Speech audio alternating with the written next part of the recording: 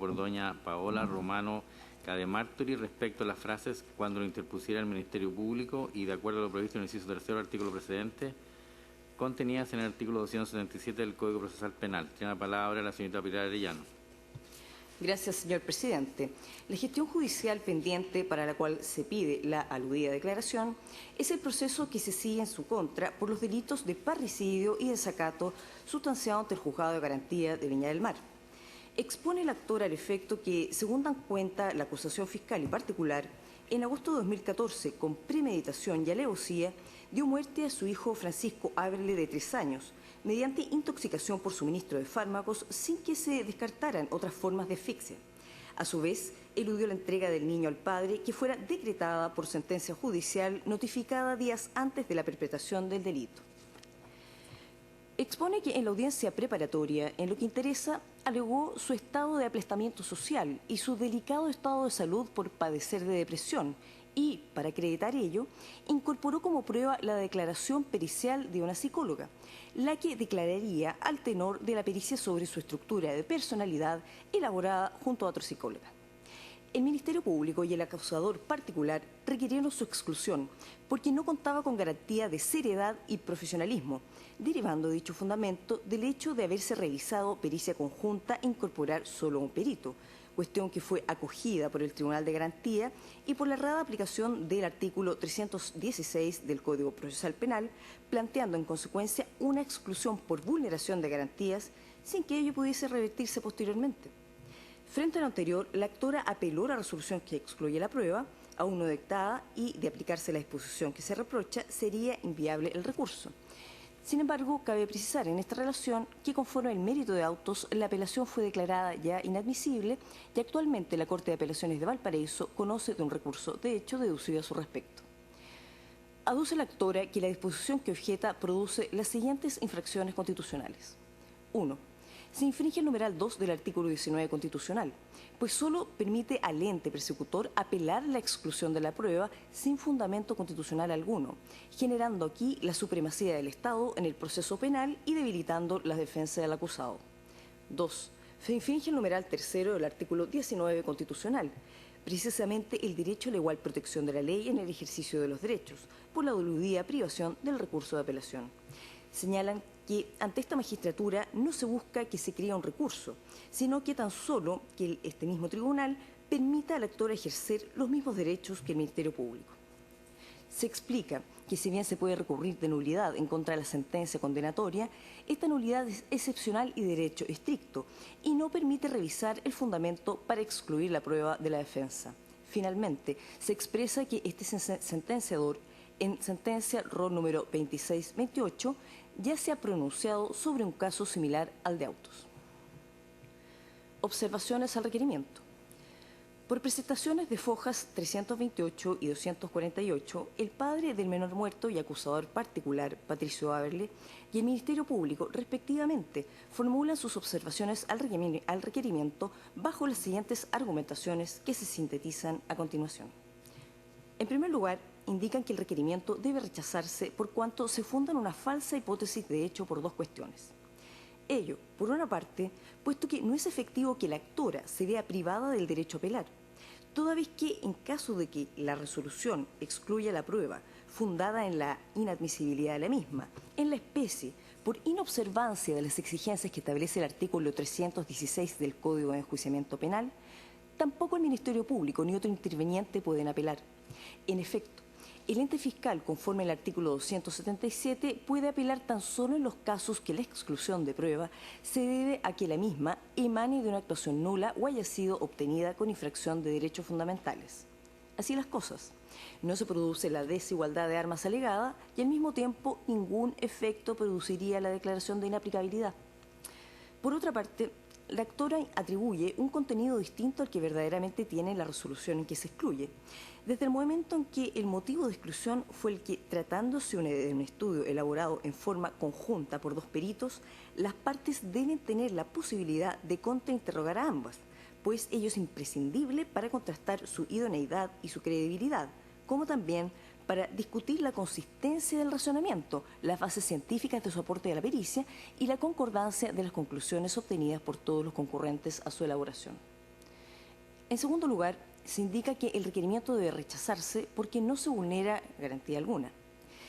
Se podría argumentar, indican, que la decisión adoptada por el tribunal se puede homologar a una de aquellas que menciona el artículo 277, sosteniendo que detrás de la exclusión fundada en el artículo 316 hay de todas formas una garantía involucrada, a saber, el derecho a contrastar la evidencia que se presenta en juicio. Pero sucede que si la vinculación remota con alguna de las garantías del debido proceso fuese un motivo para entender que el rechazo de una prueba por incumplimiento de exigencias supone un rechazo fundado en la inobservancia de garantías fundamentales, prácticamente todas las exclusiones de prueba podrían ser apeladas a través del artículo 277 del Código Procesal Penal. No habría entonces casi ninguna exclusión que el Ministerio Público no pudiera apelar, con lo que el sistema de habilitación recursiva que esta disposición establece no tendría ningún sentido. A todo lo anterior, se agrega que la necesidad de que le declaren los dos peritos que confeccionaron un informe no implica un defecto en su elaboración, sino que en su presentación, cuestión que nada tiene que ver con la hipótesis recursiva de que haya sido obtenida la prueba con inobservancia de garantías fundamentales. Finalmente, indican, si se sostuviera que se presenta la citada inobservancia, lo cierto es que el Tribunal Penal rechazó esta argumentación, de modo que acogerla como fundamento del requerimiento supondría atribuirse competencia sobre cuestiones de resolución de los jueces del fondo. En tercer lugar, exponen que debe rechazarse el requerimiento porque lo verdaderamente pretendido es la creación de un nuevo recurso inexistente en nuestra legislación. En efecto, se impugnan dos frases del artículo 277, no solo para ampliar la titularidad del recurso de apelación, sino que además para hacerle procedente ante cualquier exclusión de prueba por la causal que sea. Se aclara que en sentencia 2628 citada, justamente solo se declaró inaplicable la frase que habilita a apelar al Ministerio Público únicamente. Finalmente, se precisa que la alegada errada aplicación del artículo 316 del Código Procesal Penal por parte del juez penal es una cuestión de interpretación que escapa de la competencia de esta magistratura. Es cuanto puedo relatar, señor presidente. Muy bien, gracias. Por el requerido, Patricio Aberle, alega el abogado Lisandro Godoy, hasta por 30 minutos. Tiene la palabra. Presidente. Alego, excelentísimo tribunal, solicitando el rechazo del requerimiento por las siguientes razones. La requiriente pide que se declaren inaplicables dos frases del artículo 277 del Código Procesal Penal, que son aquellas, la primera, cuando lo interpusiere el Ministerio Público, y la segunda, de acuerdo a lo previsto en el inciso tercero del artículo precedente. La primera de ellas, solicito que se rechace la declaración de inaplicabilidad, porque estamos en un caso de falsa aplicación de la norma, como ya expondré, y en el caso de la segunda, porque lo que hay detrás de aquella petición ya no es equilibrar un eventual problema de igualdad, sino que simplemente cambiar el diseño del sistema, otorgando recursos en un caso en que el legislador no los ha otorgado. En cuanto a al desarrollo de las razones por las que entiendo debe rechazarse la primera frase, la inaplicabilidad de la primera frase. La requiriente solicita que ésta se declare inaplicable porque señala que tal disposición permite al Ministerio Público apelar del auto de apertura en los casos en que se le ha excluido prueba por vulneración de garantías constitucionales y o bien por prueba proveniente de diligencias declaradas nulas. Y señala que lo que pretende entonces es quedar en el mismo estado en que estaría el Ministerio Público. Pero, como hemos oído de la relación y como expondré brevemente en el desarrollo de alegato, este no es el caso. En este caso, el Tribunal de Garantía, el 11 de agosto, en la audiencia de preparación de juicio oral, declaró inadmisible un peritaje por aplicación del artículo 316. Sabemos que el Código Procesal Penal establece distintas causales de exclusión, las causales generales del artículo 276, que permiten al Tribunal de Garantía en la audiencia de preparación excluir prueba por sobreabundancia, impertinencia, aquella que pretende acreditar hechos públicos y notorios, etc. También está la causal de exclusión por vulneración de garantías fundamentales en las dos hipótesis que establece el 276, inciso tercero, y también contiene normas específicas que permiten exclusión. Es el caso del artículo 335 del Código Procesal Penal, que permite excluir todos aquellos antecedentes de un acuerdo reparatorio, un juicio abreviado o una suspensión condicional. Es una causal específica. También la del artículo 334, que permite excluir, por ejemplo, todos los que son antecedentes de la investigación y está vedado incorporarlos a juicio. Dentro de estas causales especiales está el artículo 316, que permite al tribunal excluir prueba pericial en determinados casos. Esta disposición se justifica, tanto en nuestro país como en derecho comparado, porque lo que se pretende con ella es velar por la confiabilidad de la prueba que se va a presentar al tribunal y que va a ser el fundamento del fallo. Es una disposición importante dentro del sistema. Estudios en derecho comparado, concretamente en Estados Unidos y en Canadá, han mostrado, de casos de errores judiciales, han mostrado que buena parte de estos casos tenían como causa la presentación de prueba pericial de baja calidad. Eso hizo que jurisprudencialmente primero, en Estados Unidos a través del caso Daubert, en Canadá a través del caso Mahan, se establecieran requisitos para que la prueba pericial fuera confiable. Esto fue recogido en la regla de evidencia número 702, regla federal de evidencia. Y en nuestro país fue recogido, es una manifestación de estos avances jurisprudenciales, es precisamente el artículo 316. ¿Qué permite esta disposición? Permite que el tribunal de entrada verifique que la seriedad profesional de los peritos exige un examen acerca de sus títulos habilitantes y también la seriedad del informe. Lo que se planteó ante el juez es que este informe carecía de la seriedad conforme al artículo 316. ¿Por qué? Porque la disposición del artículo 315, en el mismo sentido, exige que el informe contenga determinados requisitos. Una descripción del objeto o sujeto periciado, el detalle, dice la disposición, circunstanciado de las operaciones realizadas y luego las conclusiones. ¿Qué es lo que se reclama aquí? Dos personas realizan operaciones separadas respecto de la periciada. Una realiza una parte de las operaciones, otra realiza otra distinta. Pero el informe solo lo redacta una y solo concurre, lo suscriben ambas y solo concurre una allí a declarar. Entonces, no está la descripción de las operaciones que realizó una de las peritos, ni tampoco es esta ofrecida a declarar. A nuestro juicio, aquel defecto teñía de esta falta de seriedad y hacía procedente la disposición y así lo acogió el tribunal. En ningún caso se debatió infracción de garantías durante la audiencia. Por lo tanto, en el requerimiento y durante la audiencia, la defensa ha señalado que hay casos en que el Ministerio Público presenta peritos, se realiza un informe por más de un perito y se presenta solo uno. Bien, eso puede ocurrir sin afectar la confiabilidad del informe, por ejemplo, en caso de peritos revisores. Un perito realiza primero íntegramente un informe, luego viene otro y lo revisa. También en el caso de peritos redundantes que realizan conjuntamente todo el informe, pero este es un caso distinto. Es una persona, dos peritos contratados para realizar el informe, quienes pactaron honorarios para realizar el informe, pero solo lo suscribe uno, solo lo redacta uno y entonces se priva de la posibilidad de contrastar en las operaciones técnicas que realizó el otro. El mecanismo que establece la ley es justamente el artículo 316, que es el que aplica el Tribunal de Garantía. De la revisión del requerimiento aparece también con nitidez que lo que hay detrás de esto es en realidad una disconformidad de la defensa requirente respecto de la decisión judicial.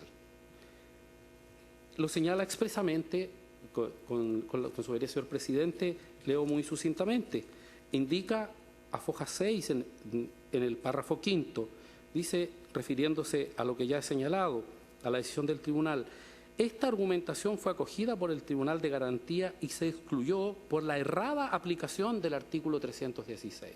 En realidad, lo que dice la defensa es que no comparte este criterio del tribunal. Dice que el tribunal aplicó erradamente el artículo 316. Pues bien, eso no es algo que podamos enmendar o debatir en esta jurisdicción.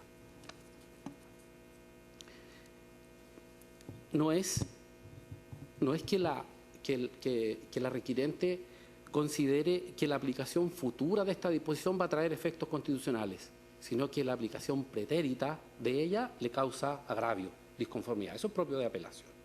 Eso es propio de apelación. Por lo demás, así lo ha establecido este excelentísimo tribunal en la causa 153509 que refiero.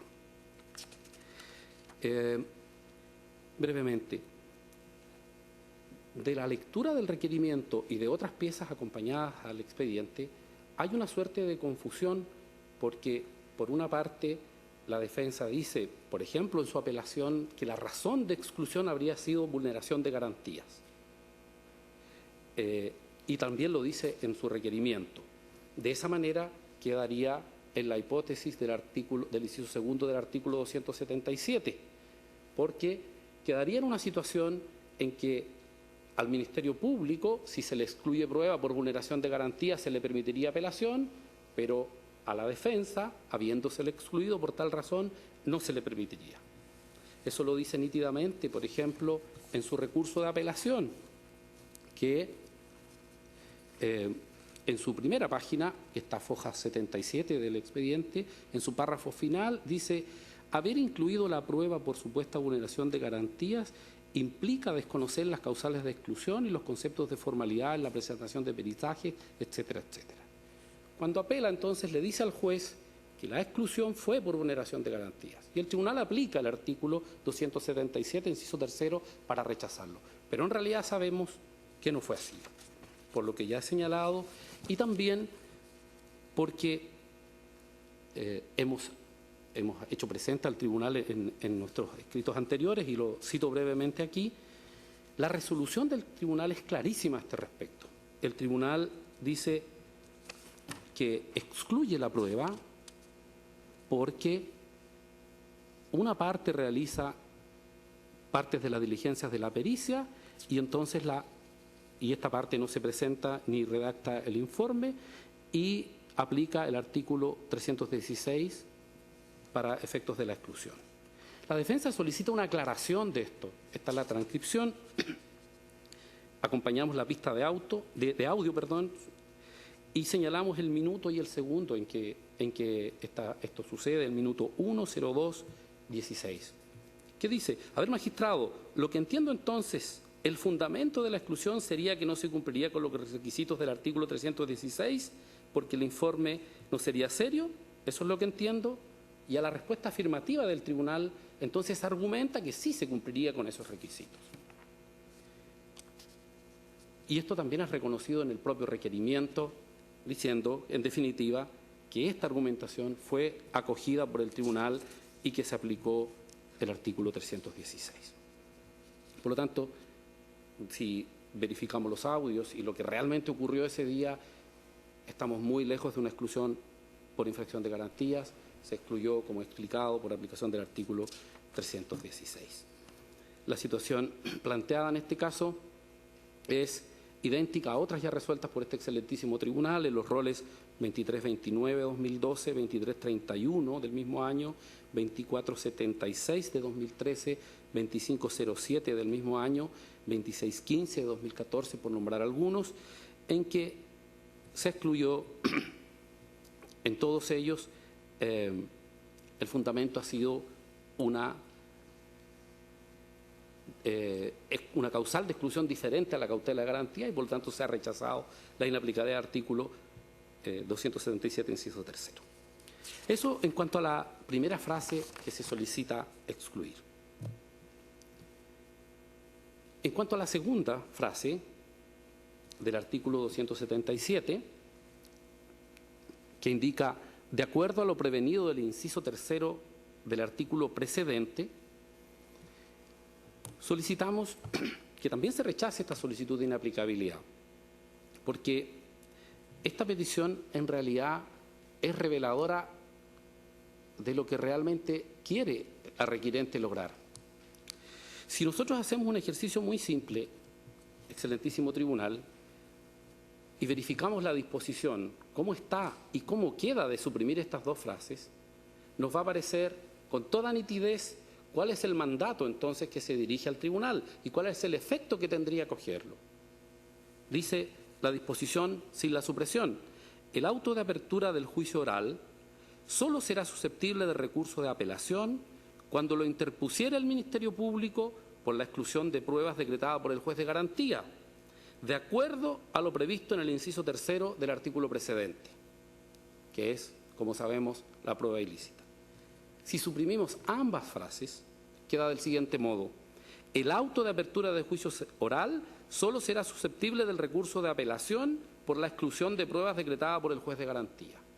Es decir, el auto de apertura de juicio oral es susceptible de recurso de apelación cada vez que se excluyan pruebas por todos los intervinientes, por cualquier causal de exclusión. Eso, en realidad, es la pretensión que está detrás de esto y es el efecto que se produce. O sea, lo que se está pidiendo a este tribunal, a este excelentísimo tribunal, es que se otorgue un recurso donde el legislador no lo ha otorgado a ningún interviniente. Es verdad que el legislador hace una diferencia para una causal específica, pero modificar de esta manera, declarar la inadmisibilidad de esta manera de ambas fases del precepto, nos lleva a esto: a otorgar entonces un recurso amplio contra cualquier causal de exclusión. Sabemos, y este excelentísimo tribunal lo ha acogido así en varios fallos, que el legislador tiene facultades para establecer incluso procedimientos de única instancia. Esta es una resolución intermedia respecto de la cual el legislador ha establecido que solo se puede recurrir por uno de los intervinientes en un caso, más en los demás casos por ninguno. Y creemos que está dentro de las facultades que la misma Constitución le confiere. Por estas razones, entonces, es que solicito que también se rechace la declaración de inaplicabilidad que pide la requiriente respecto de esta segunda frase del artículo 277. Es todo, señor presidente. Muchas gracias. En segundo lugar, por el Ministerio Público, alega el abogado Hernán Ferrera, hasta por 15 minutos. Tiene la palabra. Gracias, señor presidente. Alego por la parte del Ministerio Público y solicito, por las razones que expondremos, que se desestime el requerimiento en todas sus partes. Esta causa corresponde, este requerimiento incide en una gestión pendiente que consiste en un proceso penal en el que el Ministerio Público ha formulado acusación respecto de la persona que requiere la inaplicabilidad por un delito de parricidio, donde la víctima es un menor de edad de 3 años, que es su hijo, hecho ocurrido en la noche que va del 29 al 30 de agosto del año 2014 y hasta donde la investigación ha permitido determinar. La muerte del menor lo ha sido por una especie de envenenamiento o el suministrarle a él unos medicamentos o sustancias que le han provocado en definitiva la muerte, sin perjuicio de otros mecanismos que se hubieran utilizado para causar la muerte. En la audiencia de preparación de juicio oral, efectivamente, se discutió las pruebas que se iban a utilizar en el juicio. Respecto de la defensa, que nos interesa hacer ver, respecto de la defensa, se admiten en definitiva 2 peritajes. Hay un peritaje psiquiátrico aceptado, ¿no es cierto?, que se va a llevar al juicio. Hay una pericia de una psicóloga que también está aceptado en el auto de apertura, ¿no es cierto?, y un tercero, que es el que genera esta discusión, es el que resulta en definitiva no admitido para el juicio oral. Antes de entrar al fondo, yo quisiera comenzar haciendo una rectificación en nuestra presentación, más allá que no esté la requerida para hacerlo ver. Nosotros hemos incurrido en un error al hacer una referencia jurisprudencial, como ya se ha hecho ver en la relación, y corresponde a la sentencia recaída en el rol 2628 de 2016.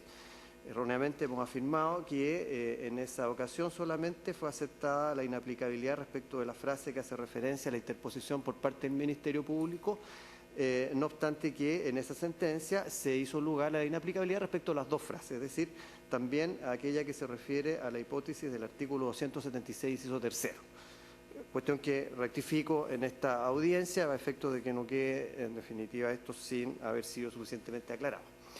Entrando al fondo de la discusión, nuestra discusión tiene que ver fundamentalmente con un centro que tiene lugar en el principio de igualdad, fundamentalmente, artículo 19, número 2, y también, artículo 19, número 3, inciso primero, también en torno al principio de igualdad, ¿no? Sobre la igual protección de la ley en el ejercicio de los derechos, y el fundamento de este reclamo tiene que ver con que la ley ha concedido solamente al Ministerio Público un recurso de apelación en una particular hipótesis de exclusión de pruebas, de acuerdo a lo que dice el artículo 277 del Código Procesal Penal. Nosotros hemos comparecido a esta discusión y sostenemos que este debe ser rechazado fundamentalmente porque, y esta es nuestra premisa o presupuesto, fundamentalmente porque la exclusión del peritaje de esta parte no está en la hipótesis en que se ha concedido el recurso de apelación, aún solamente al Ministerio Público en el artículo 277, sino que se pretende obtener un recurso en un escenario en que la ley sencillamente no prevé recurso alguno. Por lo tanto, la primera discusión tiene que ver con determinar efectivamente cuál es el escenario o cuál es el motivo por el que el Tribunal de Garantía estimó que debía no ser admitido la pericia invocada por la defensa. Y a este efecto nosotros sostenemos que esto lo ha sido exclusivamente la hipótesis del artículo 316 del Código Procesal Penal por dos órdenes de razón. En primer término, porque lo dice la misma requirente, ya hemos escuchado, ¿no es cierto?, en las alegaciones previas y en la relación, que la misma requirente en la foja 6, digamos, de este proceso, señala que la exclusión ha tenido lugar en razón de una errada aplicación, dice el artículo 316, lo que ubica evidentemente el ámbito de la discusión en esa disposición legal y no así en el artículo 276, inciso tercero, que es aquel que específicamente se refiere el artículo 277 aquí cuestionado. Y en segundo término, por una razón bien evidente, porque si efectivamente la exclusión hubiera sido con motivo de haber sido obtenidas las pruebas con inobservancia de garantías o en la otra hipótesis del artículo 276, inciso tercero, es decir, ser pruebas provenientes de actuaciones o diligencias declaradas nulas, entonces no sería necesario en el requerimiento pedir la inaplicabilidad justamente de esa hipótesis, porque entendería entonces la defensa que se encuentra abarcada por aquella que específicamente la norma del 277 contempla. No obstante, al parecer, asumiendo desde luego que se encuentra en una hipótesis distinta, pretende adicionalmente excluir o hacer inaplicable esa referencia particular. Por una cuestión lógica, evidentemente, lo que uno debe entender de aquello es que estamos en un escenario distinto de aquel que precisamente prevé la norma para el recurso de apelación en cuestión. ¿Por qué nosotros hacemos oposición además a este requerimiento? Porque afirmamos que lo que se persigue acá es obtener un recurso de apelación inexistente en hipótesis que evidentemente no están contempladas en la ley. Más allá de que hay un recurso de apelación efectivamente que se le concede al Ministerio Público en la regla cuestionada, la ley o el examen, de este problema tiene que ver además con dos órdenes de disposiciones que no están cuestionadas en este proceso. En primer término, el artículo 352 del Código Procesal Penal, que es la regla que inaugura el título relativo a los recursos en el proceso penal y que dice que las resoluciones pueden ser cuestionadas por todos los intervinientes agraviados pero lo hace con una referencia muy precisa. Dice, solo por los medios y en los casos expresamente previstos por la ley. Eso es el artículo 352 del Código Procesal Penal. Solo por los medios y en los casos previstos por la ley. Y además, el artículo 370 del Código Procesal Penal, que establece cuáles son las resoluciones de los jueces de garantías que son apelables. Y esas resoluciones, de acuerdo a ese precepto, son, primero, aquellas que ponen término al juicio o hacen imposible su continuación o lo suspenden por más de 30 días. Y en segundo lugar, aquellos donde la ley expresamente hubiera previsto tal recurso de apelación. Con esto queda lo suficientemente claro en nuestro concepto que, por una parte, tenemos una parte requirente que pretende acceder a un recurso de apelación en hipótesis diversas, lo que evidentemente no es procedente en este caso, apoyado adicionalmente en dos preceptos legales que dicen que por lo menos dentro del sistema de recursos del Código Procesal Penal, los recursos tienen lugar en aquellos casos y contra aquellas resoluciones que la ley ha mencionado expresamente. Luego, no se podría afirmar que existe un recurso de apelación respecto del auto de apertura en circunstancias o por causales diversas de aquellas que la ley expresamente indica, que es justamente el que las pruebas en cuestión hubieran sido obtenidas con inobservancia de garantías constitucionales o provinieren de actuaciones o diligencias declaradas nulas. Ninguno de esos escenarios ha ocurrido en este caso, por lo tanto lo que se persigue, como ya hemos escuchado también, es obtener un recurso que no tiene ningún interviniente en el proceso tiene ese recurso de apelación que se pretende aquí obtener. Con todo lo que estoy diciendo, el resultado neto del requerimiento es justamente obtener un mecanismo recursivo que no tiene nadie. Es decir, va más allá, excelentísimo tribunal, va más allá de la mera pretensión de una igualdad, ¿no es cierto?, en el ejercicio de mecanismos recursivos, porque lo que se persigue es obtener algo que ninguno de los intervinientes tuvo en ningún momento disponibles como mecanismo de impugnación respecto del auto de apertura. Por todas estas razones, naturalmente, en nuestro concepto, lo que aquí se persigue es algo que saca al requerimiento del ámbito negativo de la inhibición en la aplicación de ciertas disposiciones legales y lo pone derechamente en el camino de instaurar un recurso de apelación, es decir, un medio no previsto por la ley y en casos que no están expresamente previstos por ella, utilizando nuevamente las referencias que hace el artículo 352 del Código Procesal Penal. Todo lo cual, en nuestra opinión, conduce a que este requerimiento sea desestimado. En relación, excelentísimo tribunal, nuevamente a las garantías que se están aquí vulnerando, nosotros hemos hecho referencias también a las decisiones jurisprudenciales precedentes. Ya hemos corregido, ¿no es cierto?, la referencia relativa al fallo correspondiente al rol 2628, pero también hemos hecho ver aquellos otros casos en que estos cuestionamientos han sido desestimados. Entre ellos ya se han mencionado los roles 2323, 2330, 2354 y 2615. Todos ellos tenían que ver además exclusivamente con la expresión solamente que podrá ser ejercido el recurso de apelación por el Ministerio Público, es decir, no apuntaban en esos casos a la discusión relativa a la hipótesis bajo la cual estaba además concedido tal recurso de apelación. Lo propio ocurría en los dos casos acogidos, más allá del 2628, que son más antiguos. El primero de ellos, 1535-2010 y 1502 del mismo año, que también apuntaban a la mera referencia al titular del recurso de apelación y no a la hipótesis bajo la cual este recurso era procedente, que es el escenario que se nos propone ahora resolver y que a nosotros nos motiva a intervenir y pedir el rechazo del requerimiento desde que, yendo más allá de la igualdad, ¿no es cierto?, que se pretende en este caso tutelar, persigue obtener sencillamente un recurso que ningún interviniente tiene en la ley. Razones por las cuales, con el apoyo jurisprudencial al que hemos hecho referencia, nos parece también significan un aporte argumentativo a la petición de que el requerimiento sea desestimado. Por último, el mismo artículo 277 prevé la posibilidad de que eventualmente se ejerzan después el recurso de nulidad. Evidentemente es parte del debate también la eficacia, ¿no es cierto?, de dicho mecanismo de impugnación para corregir este tipo de disputas. Nosotros lo que nos interesa hacer ver en este escenario es que esta es una cuestión que frecuentemente se discute o se plantea en recursos de nulidad. En la Corte Suprema, por ejemplo, en los últimos años, desde el año 2012, ha habido 3 fallos de fondo relativos a este punto.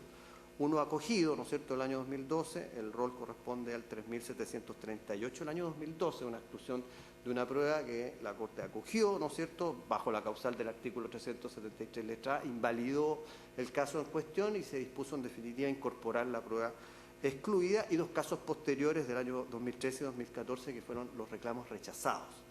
Pero esta cuestión es siempre algo que se presenta por vía de recursos de nulidad. Muchas veces la Corte Suprema reconduce el reclamo a la causal de la letra C del artículo 374, que es una causal de nulidad, que resguarda el ejercicio de facultades que tiene la ley previsto para la defensa, ¿no es cierto?, para el imputado. Y en ese caso los recursos entonces deben ser resueltos por las respectivas Cortes de Apelación. Esto ocurre recientemente, a fines del año 2006, por ejemplo, en 2 casos, el ingreso rol 95.107 y 47.844 del año 2016. Lo que queremos decir con todo esto es que efectivamente este es un elemento bajo el cual se recurre, es decir, la exclusión de prueba de la defensa es un elemento que se utiliza para fundar recursos de apelación, que evidentemente no todos ellos son acogidos, porque muchas veces no se cumplen los requisitos para tal resultado, pero es una cuestión naturalmente debatible por vía del recurso de nulidad, con resultados que eventualmente pudieran incluso dar lugar a una invalidación posterior. De suerte que la posibilidad de cuestionar, y que está referida justamente en el artículo 277, estas exclusiones, ¿no es cierto?, respecto de las cuales no hay un recurso de apelación en la audiencia intermedia de preparación de juicio oral, es una cuestión que efectivamente tiene además un mecanismo de corrección posterior, como es el recurso de nulidad, que nos parece lo suficientemente eficiente como para garantizar que eventualmente, si en este escenario se hubiese cometido algún tipo de incorrección, esta sea finalmente enmendada.